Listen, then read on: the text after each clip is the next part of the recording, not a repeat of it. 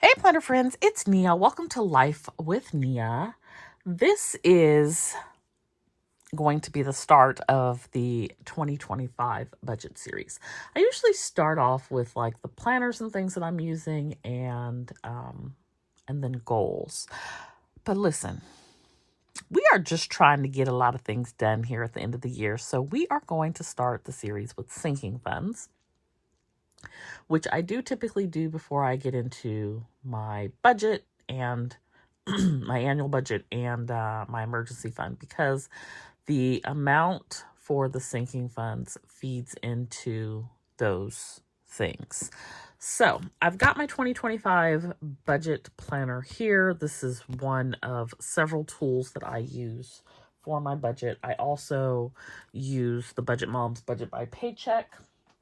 I use the boxed set, so that will look like this. And I use this to track expenses and then to budget out each paycheck. So still going to be using that.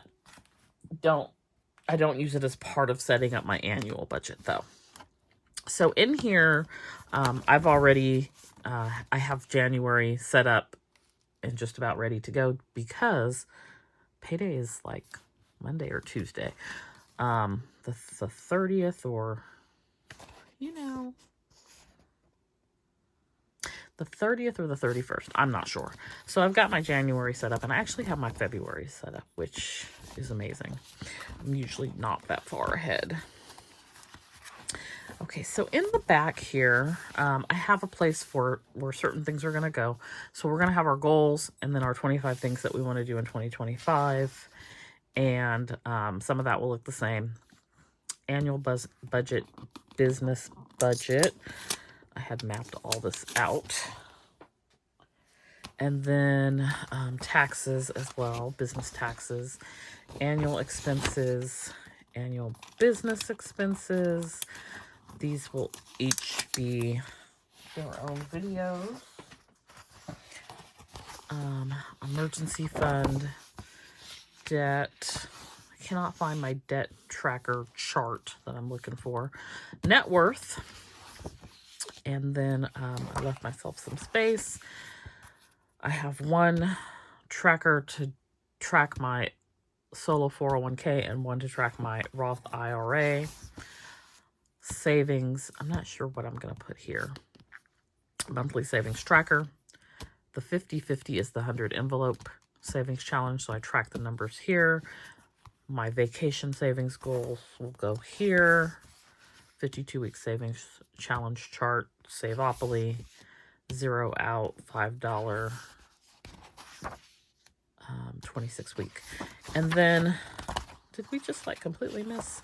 Okay, and so then we have, I do this ahead of time, bill tracker. So like, what are the expenses that I am aware of? I've got this for the most part all filled out and ready to go. Did I just miss sinking funds? Did I say it? Did I skip it? I think I skipped it. Okay, so yes, sinking funds. So that's what we're going to talk about today. So I've pre-filled this out in the interest of time. I'm going to try to keep this video to like 10 minutes, 12 minutes or so. So for the emergency fund, I use the 100 envelope savings challenge, which should have you saving approximately $5,050. I also do the 0 out savings challenge, so we just were shy of $300 in that in 2024.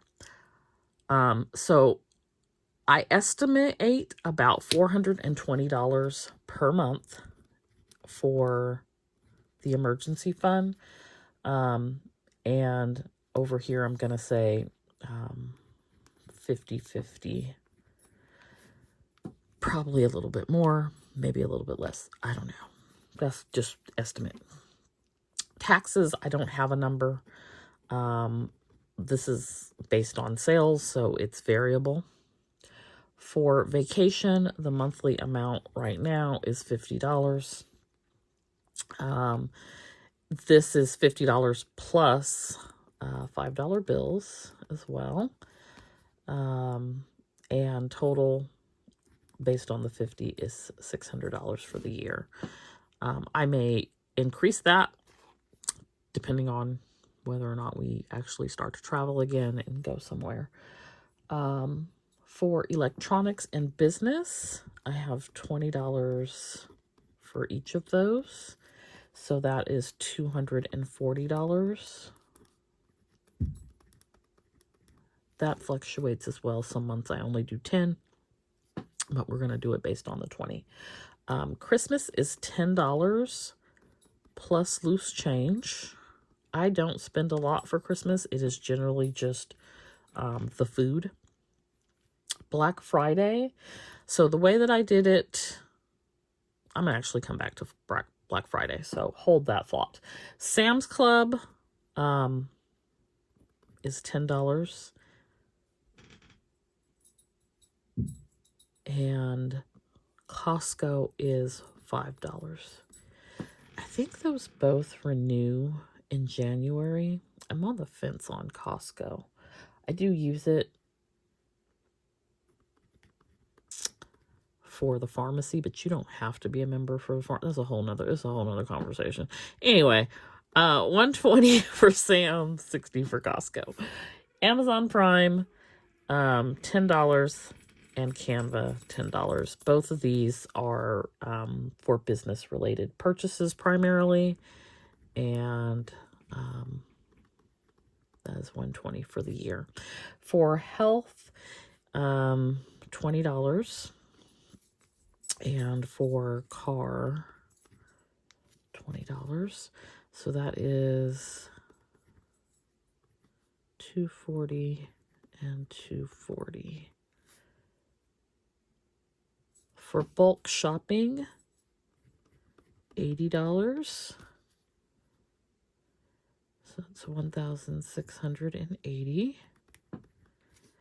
Okay, so for PD, this ties back to the Black Friday. So the way I did it in 2024 is I have medicine for him,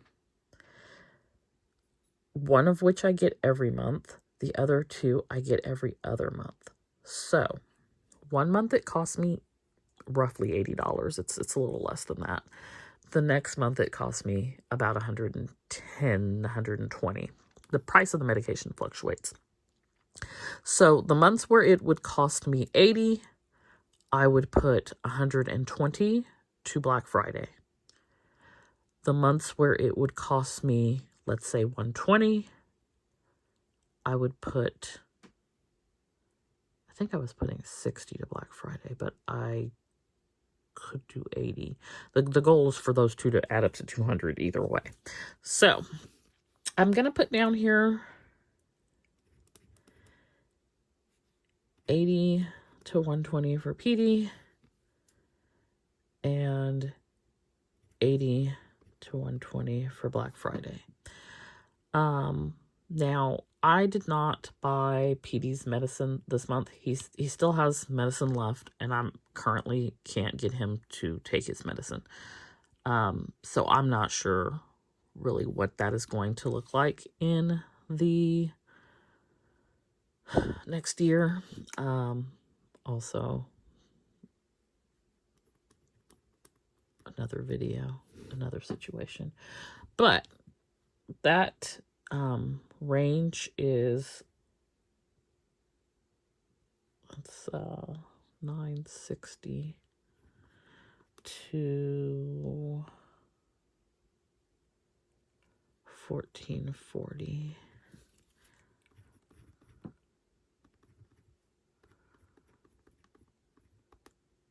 So we shall see what that looks like. I allocated $80, I think, for January. I don't know, y'all. I don't know. That's a whole separate life thing happening right now. Anyway, Shopify. We are setting aside $40 a month for $80 a year. P.O. Box. These people get on my nerves. They do this every year where they raise the rate, but don't tell you what the new rate is, and you can't find it anywhere. So I am currently setting aside $20 or I'm going to start. And that'll give me 240. Hopefully it doesn't increase past that. It increased this year to 200 from, I don't know, 160, 170, something like that. So they said it's a premium location. It is not, it is nothing premium about the location, but okay. And I have the smallest box possible. Clothing. I'm not a clothing shopper.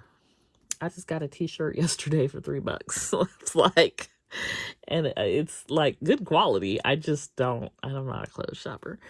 So we said 120 for that. The estate box, I had been doing 75. I've dropped that down to 50 because I've got a little bit of cushion there.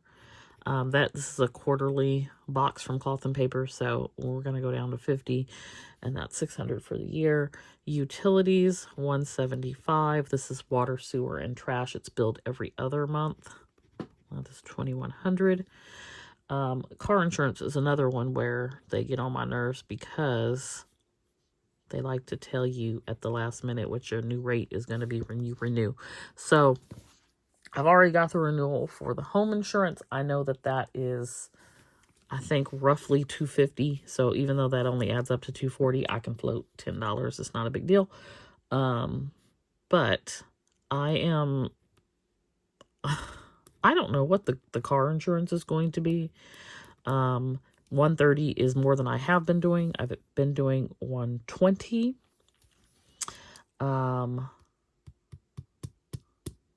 But I have a buffer. I just like, why do y'all tell people at the last minute? That doesn't allow people to budget for things. So my insurance will bill somewhere around the end of January. They will let me know like a week before what the new renewal is. So that I think it's done intentionally to not allow you time to go find something else. And I told them that I felt that way, that's why they do it that way.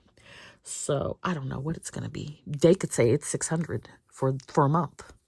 And I'm just supposed to accept that. Like, y'all are crazy. Because, you know, insurance here has been very interesting, both for home and cars, where the rates have just skyrocketed and a lot of companies are bailing from California and not insuring people. So, because they literally have been saying anything like, oh, your new rate is double, triple, quadruple. Here you go. And you got 3 days to pay it. It's slimy to me. But anyway, that's also another video. Garden. I am estimating 50. Now for garden, I'm going to put 600 for the year, but I will not be saving for the garden for the entire year. I started, I think, in November, and I will probably stop around May or June. Self-care. I'm going to do my self-care experience again quarterly in 2025. So that is 600 for a year. I also have 50 a month down for birthday, but I do not save for birthday for the entire year either. I started a little earlier this year because I have a plan in my head. I'm not sure if it'll come to fruition or not of what I want to do for my birthday this year or in 2025. So I started a little early to have a little bit more, but I generally do that for about 6 months, and I'll have about $300 saved to put towards my birthday. I used it towards a wine tour in 2024. So we'll see what happens in 2025. The broke black girl is variable every month, but at the end of the year, you will have saved $1,000. So I did that in 2024. I'll be doing that again in 2025. Envy is the same. It's variable. It's a daily savings challenge that's on an app. It's a 100-day savings challenge. So I will do it 3 times in 2025 and save a total of $3,000.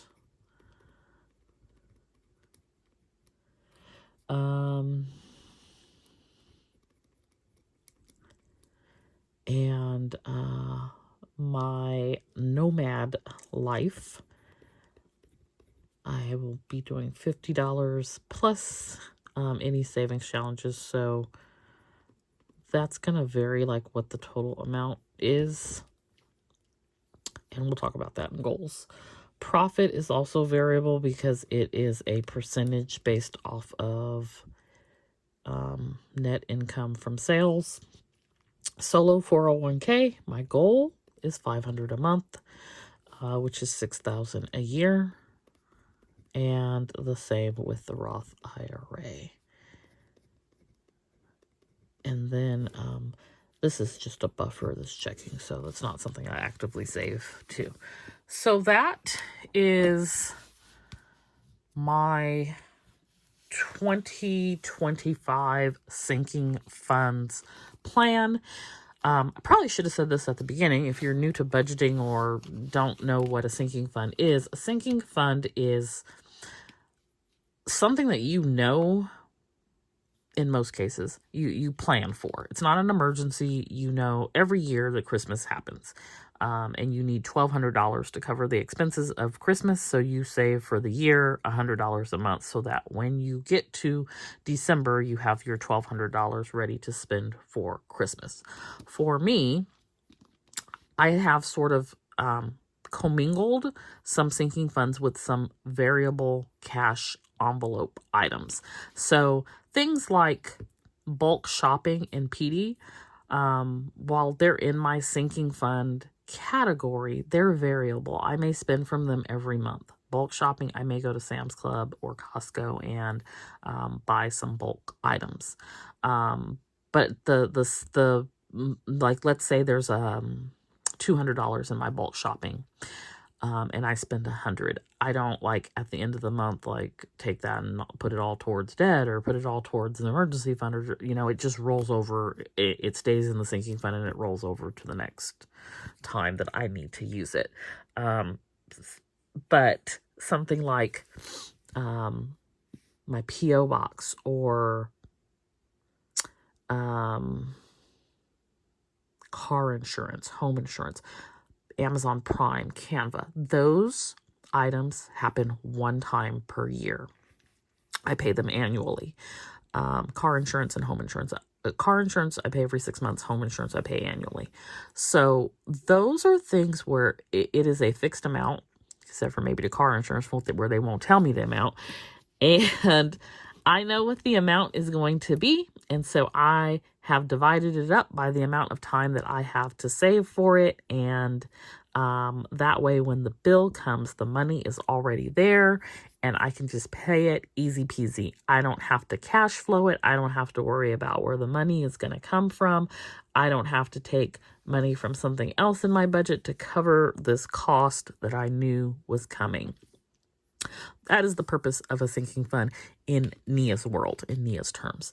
Other people may look at it a little bit differently, but that is how I do it, and that is what has worked for me the last few years. And so that is why I continue to do it the way that I do. So I hope you found this video helpful. I am going to set this up as a playlist, so be sure to come back. There will be a lot of days coming up where I have doubled up on videos because I am late getting the 2025 budget series out. But be sure to check them all out. Hopefully you will find some good information, and it helps to hold me accountable as well. I hope you enjoyed this video. Be sure to hit that like button, and I'll see you back here next time. Bye.